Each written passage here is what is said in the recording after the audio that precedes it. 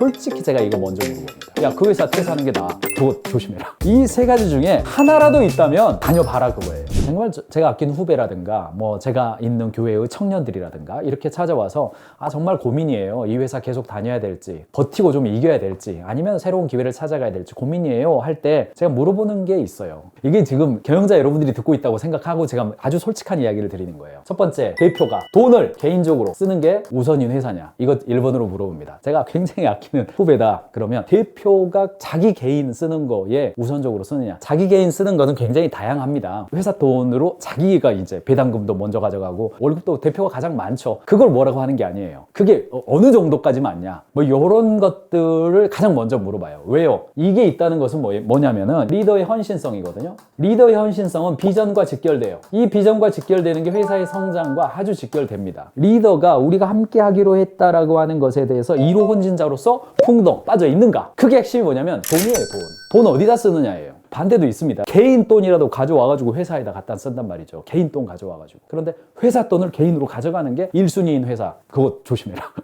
두 번째, 배울 사람이 있는가? 배운다는 것은 리더십과 전무성이에요. 사람에 대한 리더십, 업무에 대한 전무성 이 두 가지예요. 직원 여러분들도 내가 업무에 대한 전무성만 자꾸 생각하는데 그거 35살까지예요. 35살 넘으면 업무 전무성은 거의 비슷해집니다. 핵심은 뭐냐? 35살 넘어가면 과장급 정도가 돼야 될 텐데 그때부터는 뭐냐면요. 조직 역량이에요. 조직 역량을 다른 말로 리더십이라고 부릅니다. 조직을 바인딩하고 업무를 분배하며 일의 우선순위를 조정하고 힘든 사람과 조금 역량 있는 사람들이 함께 모여서 일할 수 있도록 만들어주는 구조를 만드는 사람이란 말이죠. 대표적인 오해예요. 이게 전문성만 추구하는데 리더십이에요. 리더십. 그래서 이걸 합쳐서 전문성이라고 부르는 겁니다. 회사 내에서 배울 사람이 없다? 이 이야기는 어떤 거냐면 전수 시스템이 없는 겁니다. 계속 일해도 갈려나가기만 하는 거예요. 그 조직 안에서 계속 일해도 업무의 속성도 똑같고 전수가 안 일어나고 그냥 반복적이 되는 거예요. 그거 잘 보셔야 됩니다. 저 같은 사람도 그래? 야, 그 회사 퇴사하는 게 나아. 그래?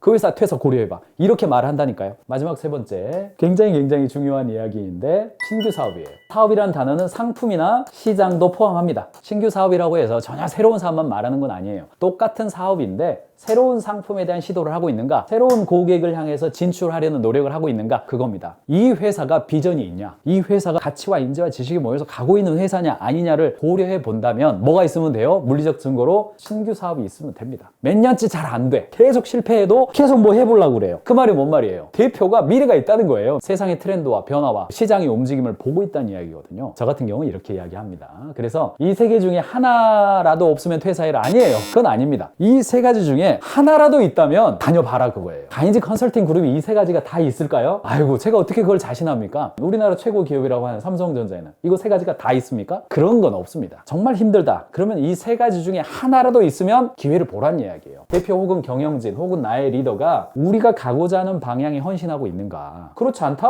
그럼 다음 보세요. 배울 사람이 있는가? 이기적으로 내가 이 회사는 뭐 비전도 없는 것 같지만 내 위에 상사가 있는데 그 사람하고 내가 몇 년 일하면 그거 내가 배울 수 있을 것 같아. 붙어 있어야죠. 이것도 없어. 근데 이 회사를 보니까 신규 사업에 대해서 계속 시도해. 그 말은 뭐냐? 새로운 방법도 도입하고 인재도 달라지고 새로운 유입도 있다는 말이잖아요. 그러니까 이거를 위해서라도 내가 한번 해보겠다. 그럴 수 있다는 겁니다. 그런데 이것도 없고 이것도 없고 이것도 없어요. 그러면 심각하게 고민해봐라. 여러분 벌써 감을 잡으셨겠지만 어쩔 수 없습니다. 이게 가치 경영이죠. 비전이 있는가예요. 이게 뭐예요? 인재 경영이죠. 배우고 성장하는 문화가 존재하는가. 이게 뭐예요? 지식 경영이죠. 지금 현재 문제를 해결할 수 있는 시스템이 있는가. 지식과 노하우가 쌓여지는 시스템이 있는가. 가치가 분명하다면 의미적인 사람들이 모여 있을 거예요. 인재 경영이 분명하다면 관계를 중요하게 생각하고 하트가 훌륭한 사람들이 있을 거예요. 지식이 중요한 사람이라고 한다면 문제 해결과 지성적인 사람들이 거기에 모여 있을 가능성이 높습니다. 여러분 회사의 특성에 맞게끔 가시기 바랍니다. 가치가 있거나 인재가 있거나 지식이 있거나 셋 중에 하나는 여러분들이 꽉 붙잡으셔가지고 인재들을 좀 보시기 바랍니다. 경영자의 실력이 조직의 실력이고 직원의 실력이 조직의 미래입니다. 비즈니스는 사랑입니다.